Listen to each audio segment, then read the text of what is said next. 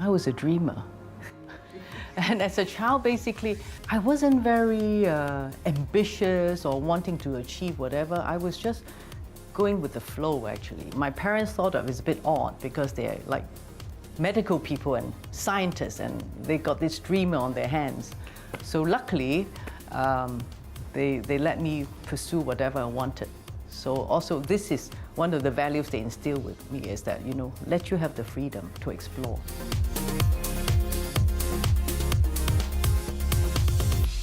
I never thought about, you know, being a successful anything, actually. When I finished university studying sociology, I loved the subject. It's all about learning about people and social environment. But when I came back, I thought, is this really what the field that I wanted to get into? So I thought maybe I should explore a bit further what's out there. So it so happened that a family friend who was the first importer of diamonds in Hong Kong, and I thought, why not? So I became an apprentice as a family friend, and that's how I started. And I fell in love with the business, learned about stones. I found it so fascinating and here I am after 30 years. And you've had many famous faces wear your jewellery. You've had the legendary Michael Jackson, of course. He bought one of your pieces. And you've had Kate Winslet and Glenn Close wear your pieces on the red carpet.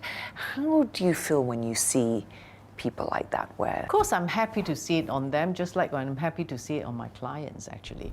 Kate Winslet was very, very lovely. I went to her home. We bought a few sets, and she tried them on, and we sort of, would this match with whatever gowns? I mean, I had great fun. And you weren't formally trained as a jewellery designer. No. But do you think that hindered you, or you've said it helped you? It definitely helped me.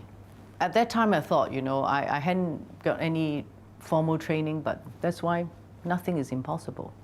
So in a way, you know, there's no boundaries. And I was there to experiment, I was there to try. So I don't want to put limit on what I do. CNBC Meets Defining Values, brought to you by UOB Private Bank.